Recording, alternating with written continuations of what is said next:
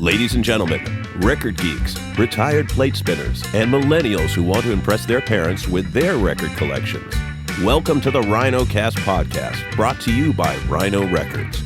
Get ready for new releases, deep tracks, and conversations with your favorite artists and bands, and balloons for the kiddies. And now, your hosts with the most, Rich Mahan and Dennis the Menace. On this episode of the Rhino Cast, we'll explore a summer of love that didn't happen in Haight-Ashbury and instead set the scene down on the Sunset Strip. Hang out for the inside story on Love Forever Changes, the 50th Anniversary Edition box set. Where are you walking? I've seen you walking. Have you been there before? Walk down your doorsteps, you'll take some more steps. What did you take them for? There's a private in my boat and he wears fizz instead of medals on his coat. There's a chicken in my nest and she won't play until I've given her my best. At her request she asks for nothing, you get nothing in return. If you want she brings you water, if you don't then you will burn.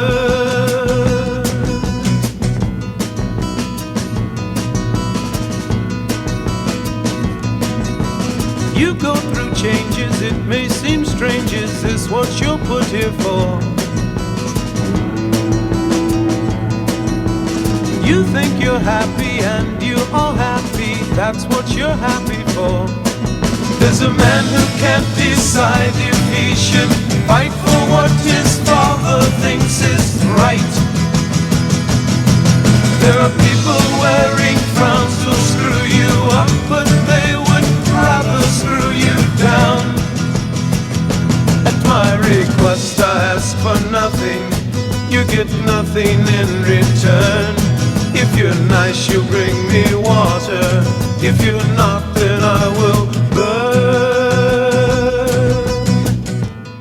Hey Rich. Hey Dennis. I was 10 years old during the Summer of Love. How old were you? I wasn't around yet, but I was getting ready to be. Today on the Rhinocast, we're celebrating a rare Summer of Love release that didn't come out of Haight-Ashbury. No matter how old you are, you'll definitely dig the new Rhino 50th Anniversary Edition box set from Love Forever Changes. 4 CDs, a DVD, and a hardbound book. Tons of rarities, including singles, a rare video, and the debut remastered versions on CD and vinyl. And we have 3 special guests to take us deep into the making of the record. Jac Holzman, founder of Elektra Records, Bruce Botnick, producer and engineer, and music historian Ted Olsen. We've set the scene. Let's go. Would you introduce yourself, please? I'm Jac Holzman, the founder and for many years chief executive of Elektra, 23 years to be precise. Love is all we need, so let's get into some love. In 1965, I was at the Newport Folk Festival. That's not unusual because I would go every year. That was the evening Dylan went electric with elements of the Butterfield Blues Band, which was my group. We were moving, I thought, towards something much different from folk music, which is what I had been doing for years, and then the singer-songwriters. And then there was a void between 1961 and 63 and 4, where the whole transition from folk music to singer-songwriters was working itself out, and there were not that many artists I wanted to record. So I was always looking for something to do. And I did a 13-volume series of sound effects, which took a year to record and which are still in print and were remarkably productive financially, as well as great fun. I was looking for a new direction, and when Dylan went electric, that got me. But I knew that I was not going to find what I was looking for in New York City, not because it wasn't there, but because the majors were all over that. But they were less attentive on the West Coast. And that meant I should be out there looking for things. And I came out here, and as my practice, I would get a LA Weekly, which was a free magazine, and I'd go through all the ads. And I came to one that said Love. And I said, what a cute name for a group. I ought to go check them out. And I went to Beto Lito's, which was a club. I once described it as the black hole of Calcutta with a cover charge. And I walk in there, and there is a band, the oddest looking band I've ever seen, with a lead singer who wore faceted glasses of different colors and looked like something out of a very inexpensively made science fiction movie. But I was gripped by the music, and it was love. And by the end of the set, which was incredible because of the relationship that he and his music had with a packed room who had come repeatedly to see him because everybody seemed to know the material. I went backstage, introduced myself, made him an offer, said I would love to record you. We've never done anything approaching rock and roll, but you strike me as a good place to start. And it was Hey Joe that got your attention. That was one of the tracks. But Hey Joe had also been recorded by others, so it was nothing new. But it was their approach to the music that I thought was interesting.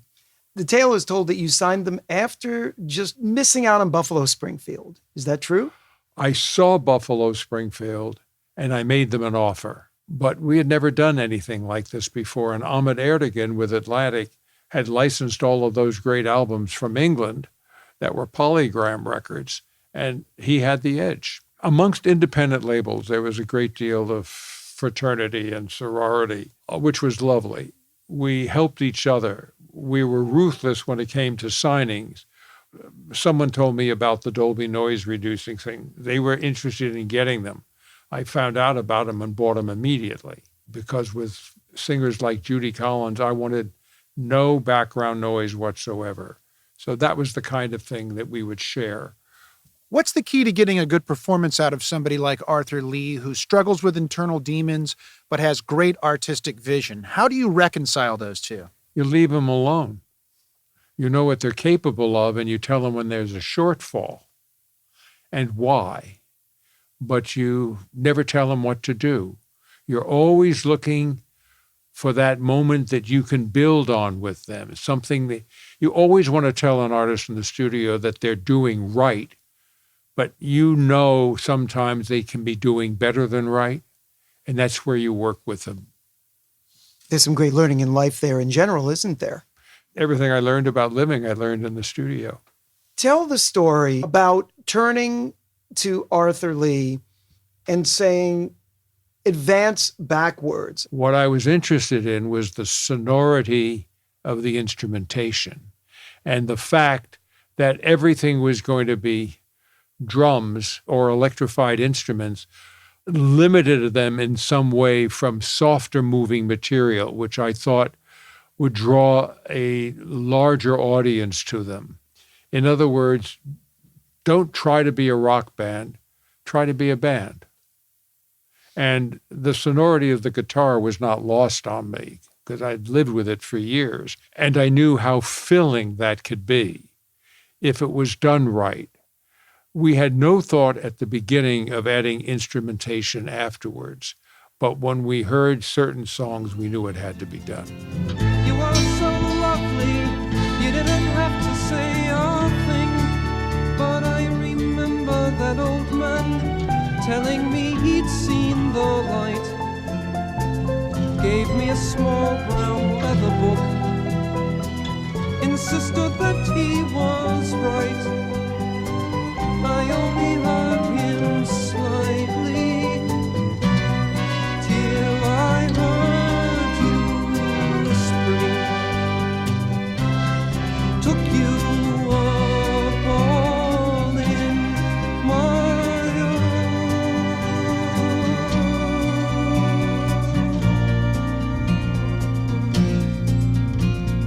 Dear old man, wise old man, fine old man now.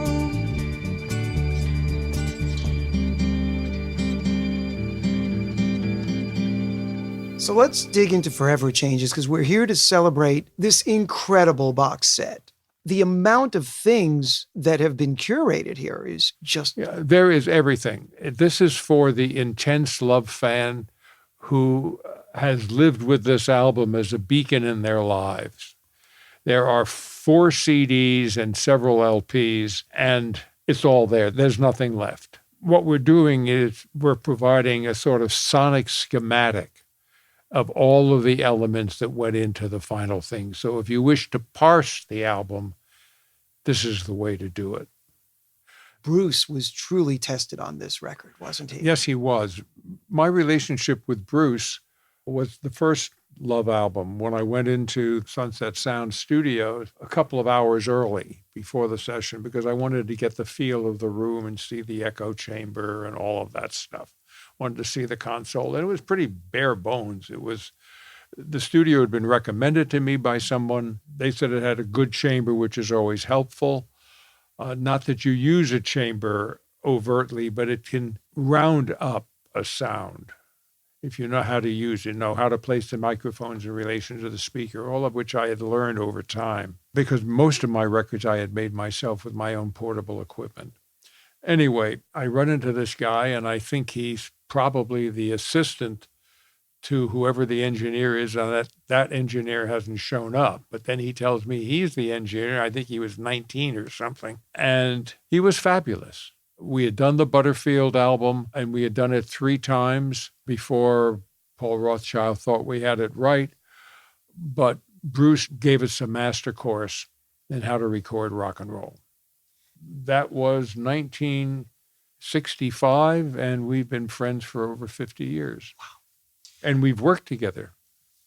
When this album originally came out, it wasn't as well received or highly regarded as it is today. Back then, when you realized that was the case, did you ever think that maybe that would change in the future? I didn't know. Because if you weren't recognized within the first couple of months of the release of a record, the chances of it being picked up later on are really small.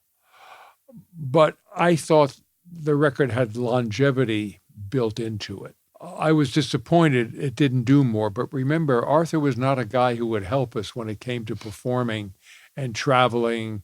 I got him to New York once, but then he insisted on taking a flight back that very evening. The band would not leave Southern California. They turned down Monterey. Terrible mistake. And the Doors, who wanted to do Monterey, weren't invited, but Light My Fire was driving everybody up at Monterey nuts. So I want to geek out a little bit because one of the things I remember from when I was, and I'm a little younger, but I remember Elektra was one of the first labels that put out stereo 45s. This new version, you've got mono mixes, you've got outtakes, you've got single mixes. The learning and the amazing things that come into your ears as a result of really hearing all these different versions and hearing, because we all know that a single release for Top 40, you bumped up the bass, you did certain things there. You really get to live every inch of this album, not the marketing for this album, because I know you don't care about marketing. I know that well. I care about an album's success. I've noticed over the years that art first and money follows. Tell us about the songs that really speak to you on Forever Changes. The song that speaks to me the most is Alone Again Or. So Alone Again Or was, I thought, the most compelling and inviting song of the whole group. Yeah, said it's alright. I won't forget all the times I've waited patiently for you. And you'll do just what you choose to do. And I will be alone again tonight, my dear.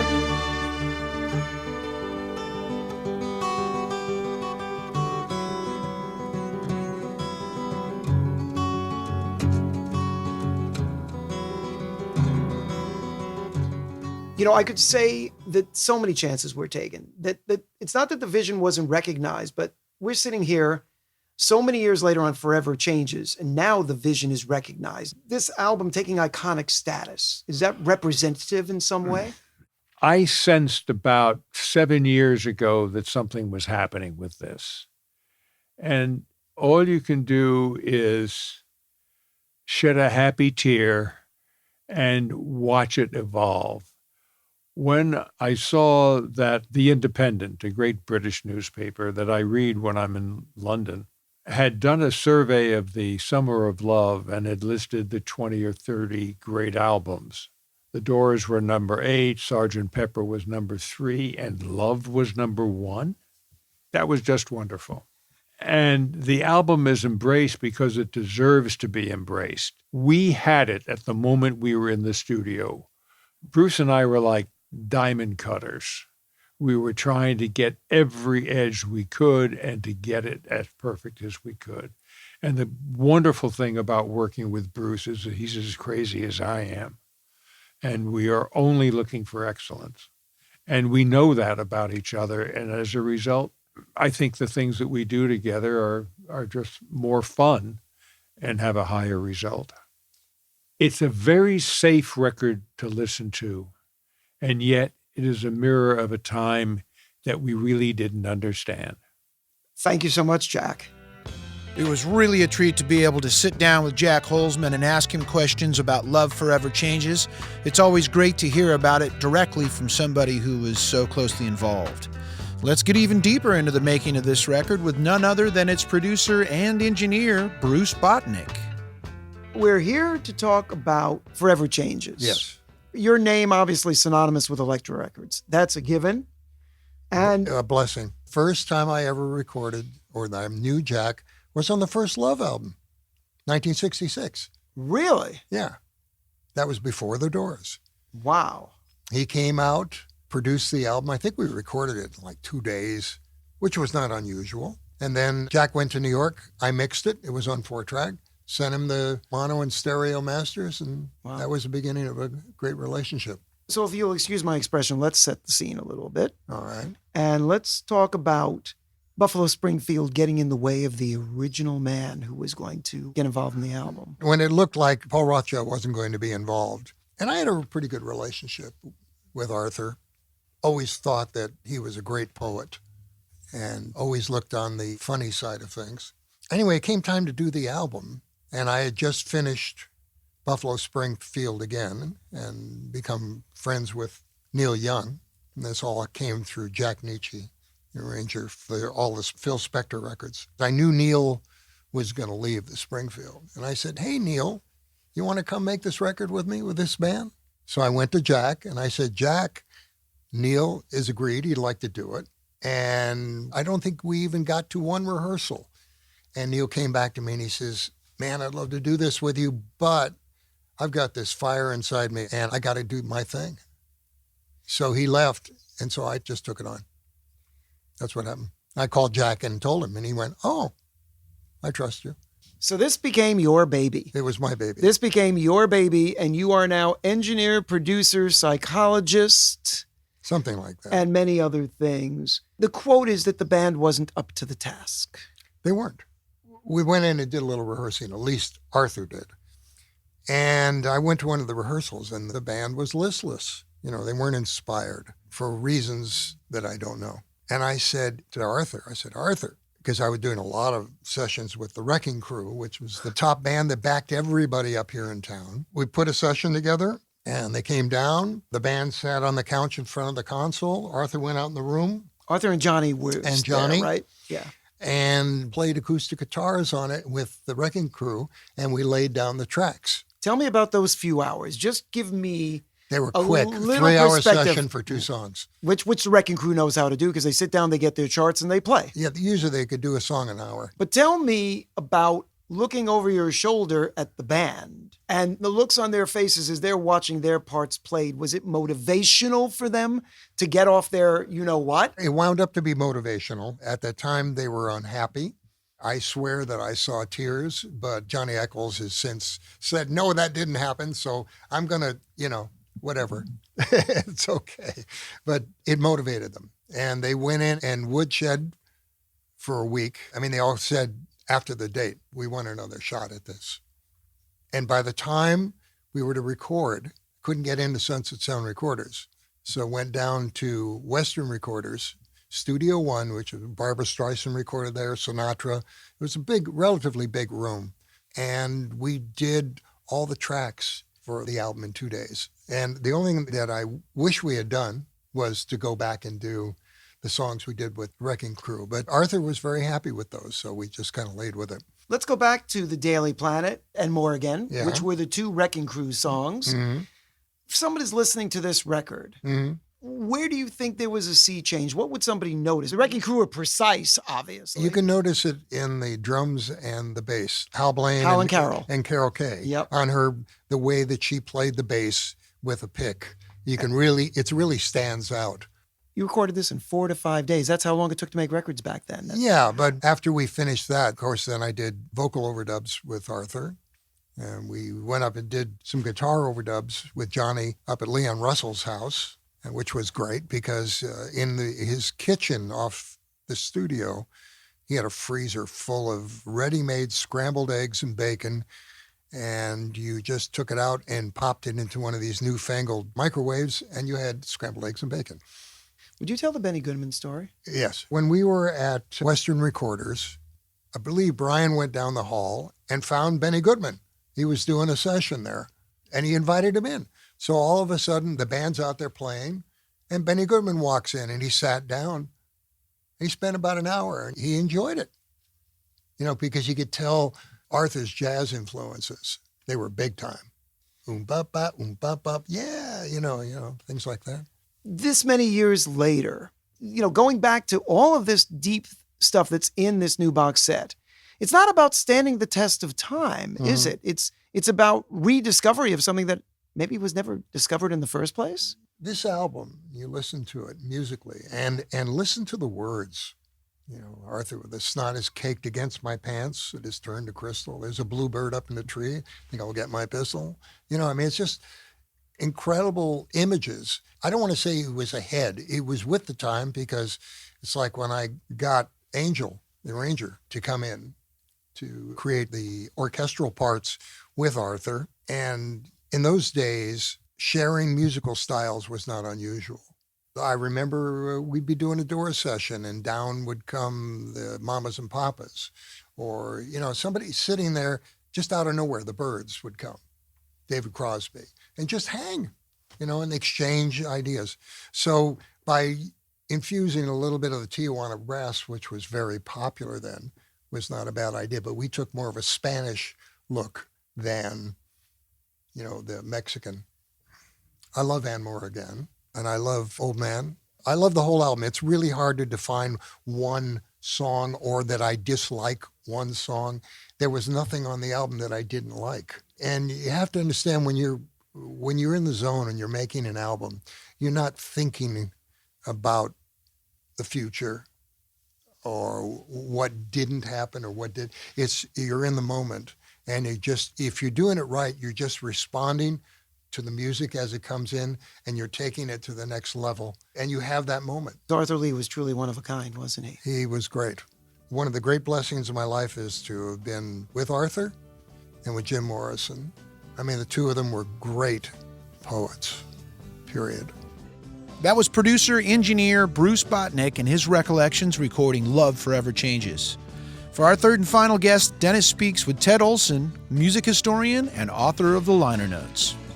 Would you introduce yourself, please? My name is Ted Olsen. I teach at East Tennessee State University. I grew up in Washington, D.C., and witnessed quite an active folk revival, so I was very interested in the ways in which musicians were kind of reinterpreting traditional music and taking it to new places.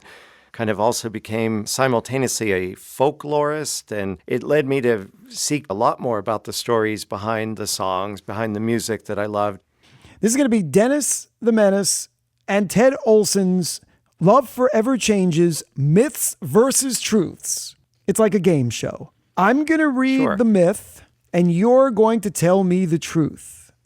The whole story about this being an LSD movie soundtrack, according to a major publication that shall go nameless, it involved Bela Lugosi's mansion and supposedly a lot of drugs. Well, I guess the truth is drugs were part of the daily life of many musicians at the time, and Arthur Lee was famously, at times a user of said substances.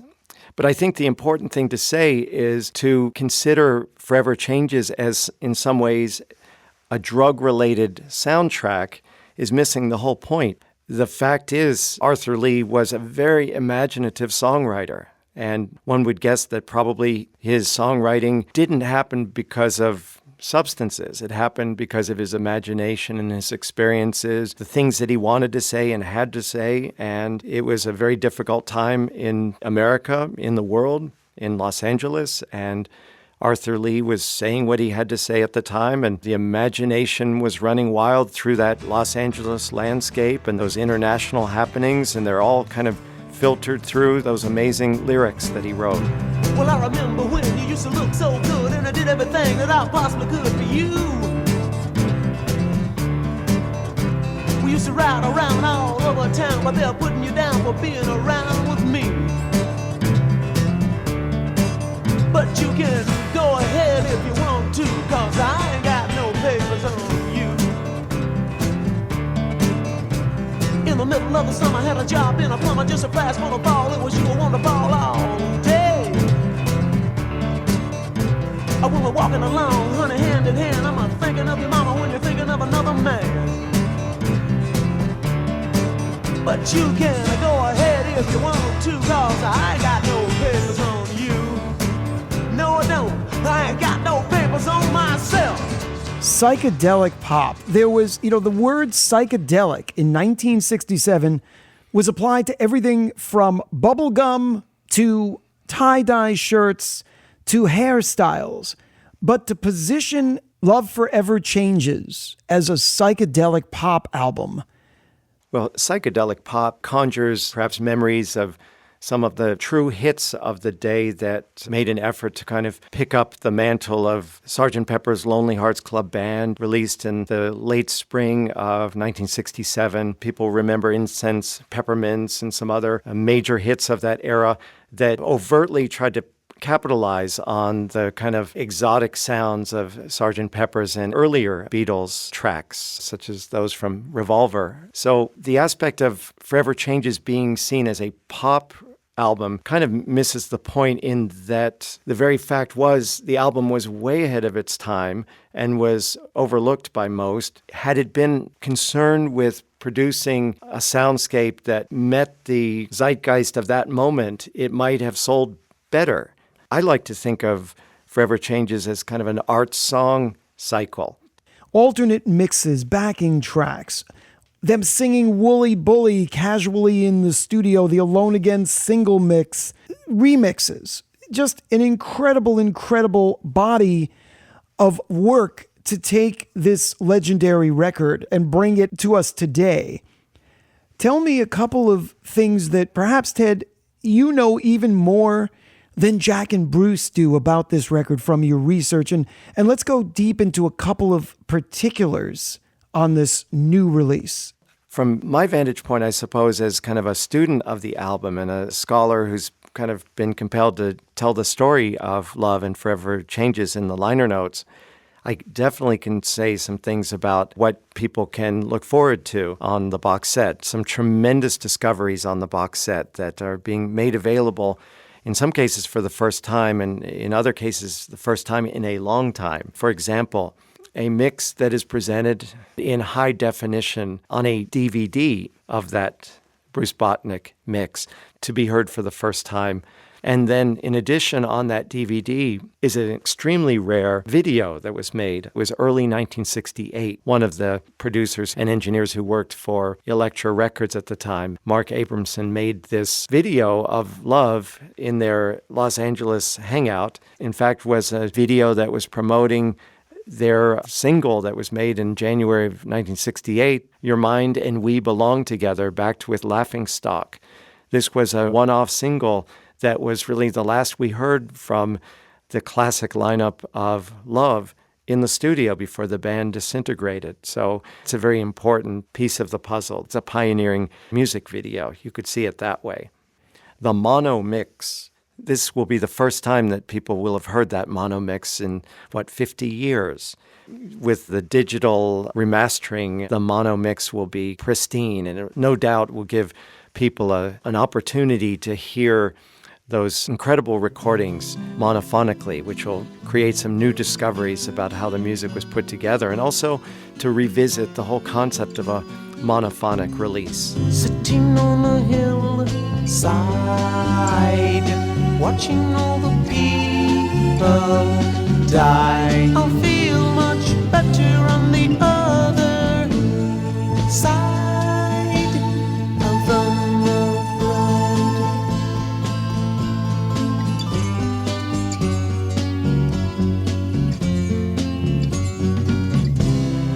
I believe in magic. Why? Because it is so quick. I don't need power when I'm hypnotized.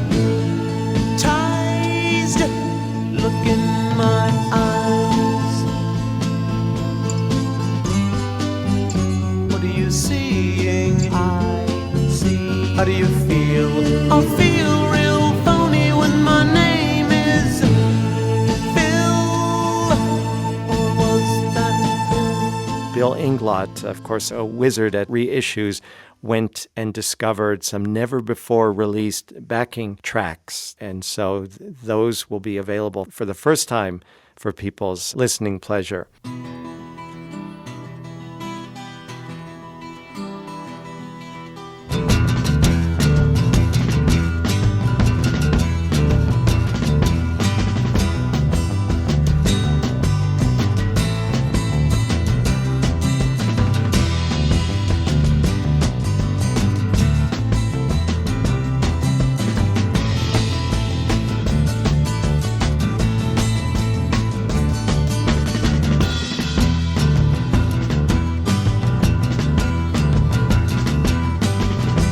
Perhaps I should say a quick word about the title of the album.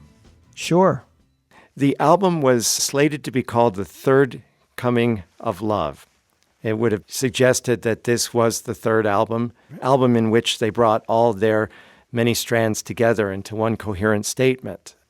Somewhere along the way, Arthur Lee felt that really it was about these dynamic changes in society that were happening and in his own life as well, in his songwriting. It was growing by leaps and bounds. And he needed a title that was more dynamic, and Forever Changes, of course, captures that. Apparently, the phrase itself came from a statement that was made. One way I've heard it said is that Arthur Lee himself used the phrase after breaking up with a love interest, and the woman had said, "I thought you were going to love me forever." And he said, "Well, forever changes." Like a great artist, he took an everyday phrase used in an everyday context, but then used it in a completely different way that has continued to have major philosophical implications, both on appreciating this particular album. But beyond that, I think the phrase forever changes lingers in the culture. Howdy, buckaroos. Circle the wagons and sound the alarm. It's time for the Rhino Roundup. Hi, this is the Rhino Roundup. I'm John Hughes. And I'm Lauren G. And we are here today with the president of Rhino US, Mark Pincus. Hi, Mark. Hey, guys. How you doing?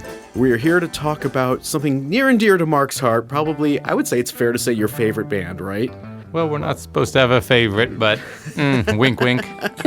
But it is the offshoot of the Grateful Dead, Dead & Co., or Dead & Company, depending on how. What's the official title of this? It's written Dead & Co., but we call it Dead & Company. And who is part of Dead & Co.? Well, what's exciting is you have three members from the Grateful Dead. So Bob Weir on rhythm guitar, and then the two drummers, Mickey Hart and Bill Kreutzmann. And then the secret sauce is John Mayer comes in on lead guitar, and he's a fantastic addition to the Dead history. And the pianist and bassist, Jeff Clementi and Oteil Burbridge, both of them great players and add a lot to the mix. Okay, so you've got some bona fides. How many Grateful Dead shows have you seen? 73, but I count that truly as Grateful Dead shows, meaning from 84 to 94, the years that I saw them, and then all the post-Grateful Dead iterations over the last 23 years. That's actually much more than 73 now, but you don't officially count those. Right, so you've got some gravitas, I'd say. So what do you think about Dead & Co.? I think it's fantastic. I mean, it's really, having been there for the first two nights that they did in Madison Square Garden in October 2015, 2015, right as the band was finishing their 50th anniversary year. Everybody was sitting there very skeptical of John Mayer, and by the third song, he won the crowd over, and now it's amazing how good it is. So they're heading out on tour again this summer, starting in Massachusetts in the end of May, and then wrapping up at the Lockenfest. Yeah, this is going to be a great tour. They keep doing these 2-3 month tours 2 or 3 times a year, and having just seen 3 shows down in Mexico, which is sort of a warm-up towards this tour, this band's on fire. They're playing better than ever, and I expect this tour to, like each of the previous tours, to just be better than its predecessor. Any standout songs you've seen? One of the real fun ones is The Wait, when they do The Wait, which they did down in Mexico, and they did a couple of other times as an encore, where each of the 4 main guys will sing a verse. So Bob gets a verse, John gets a verse, Jeff gets a verse, and Oteil gets a verse. So that's a real fun one because they've got 4 great voices. Excellent. So if you're out and about this summer looking for a good show that's going to, eat up 3-4 hours of your life? Yeah, these shows were about 3 hours and 50 minutes down in Mexico, and what's great about it is for a while, the Dead were really bringing in, the post-Grateful Dead lineups were bringing in a lot of fans like myself that grew up on the Dead and just, anxious for more. Now we're actually getting new fans added, so at the Hollywood Bowl shows this past summer, it was ages from 15 to 75. You have 3 generations there. I brought my daughters and they had as much fun, if not more, than I had. So this is a multi-generational thing now. Very cool. Well, thanks for joining us, Mark, and go check out Dead & Co. on tour this summer.